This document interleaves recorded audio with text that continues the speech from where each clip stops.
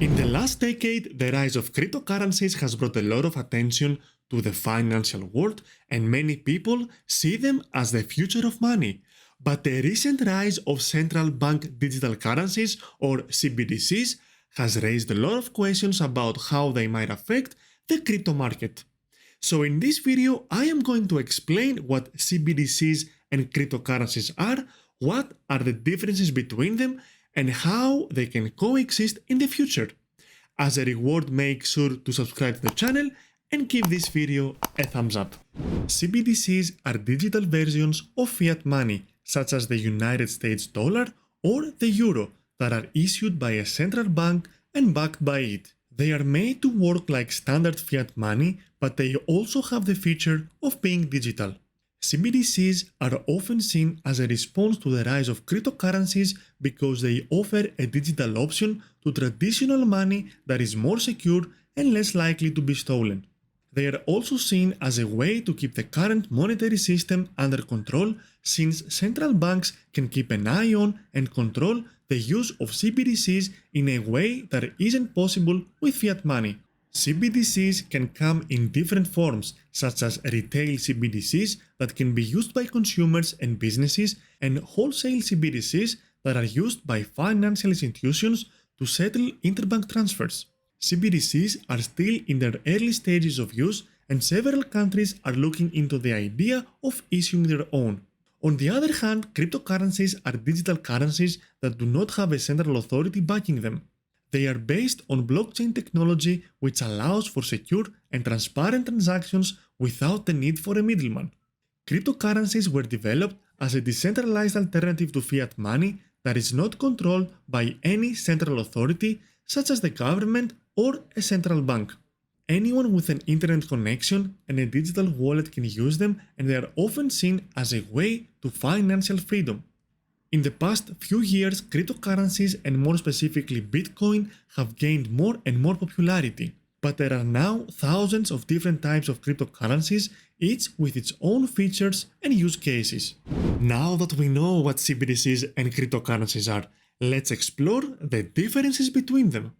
The biggest difference between CBDCs and cryptocurrencies is that CBDCs are backed by the central bank, which means that they are centralized, while cryptocurrencies are decentralized, meaning they are not controlled by a central authority. CBDCs are issued and regulated by central banks, which gives them the same level of trustworthiness as fiat money. Cryptocurrencies, on the other hand, are not regulated in most areas, and their credibility depends on the trust of their users.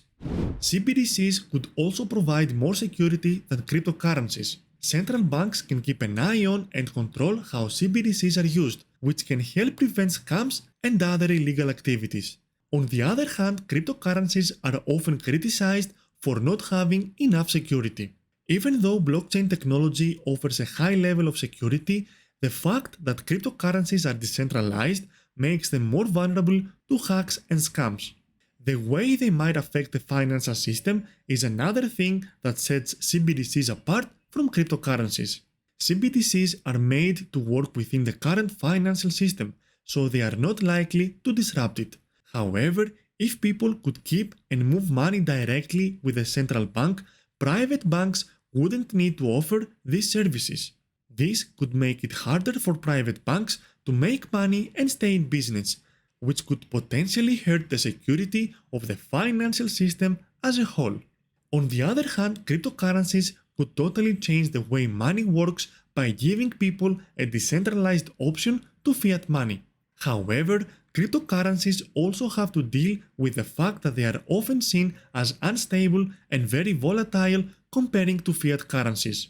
This can make them less desirable, since businesses and individuals may not want to use them for daily transactions if their value is likely to change quickly. The real question, though, is whether or not CBDCs and cryptocurrencies can coexist in the future digital economy. The answer is, even though they are very different, they might be able to coexist. Let's explore how. CBDCs can offer the benefit of digitalized fiat currency and more security, while still keeping the stability and regulations of the traditional banking system. On the other hand, Cryptocurrencies can be an alternative to fiat currencies that is not controlled by central banks and provide an easy gateway for people who don't have access to the banking system. In fact, some central banks have already expressed interest in using blockchain technology to improve their payment systems. For example, both the Bank of Japan and the European Central Bank have looked into how blockchain technology could be used for large banking transactions, which leads us nicely to our next question. Can CBDCs threat cryptocurrencies? The truth is that CBDCs could potentially lower the demand for cryptocurrencies and limit their usefulness as a decentralized option to traditional money if they become popular. This could put more power in the hands of central banks, which could make it harder for blockchain technology to flourish and limit financial freedom. CBDCs could also be used by central authorities such as the government and central banks as a surveillance tool.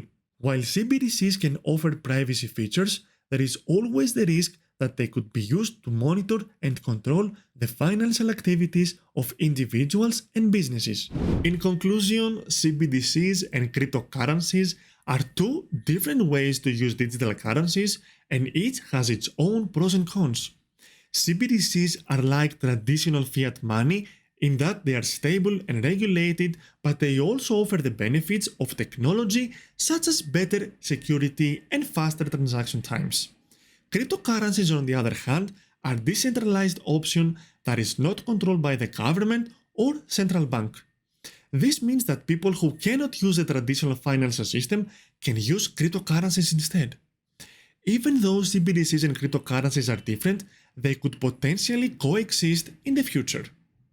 CBDCs can be a link between the traditional financial system and the world of cryptocurrencies, and cryptocurrencies can be a more open and decentralized option to the traditional financial system.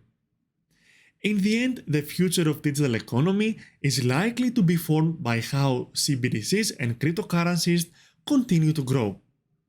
Thanks for watching. If you found this video interesting, you might want to check out the differences between decentralized finance and centralized finance.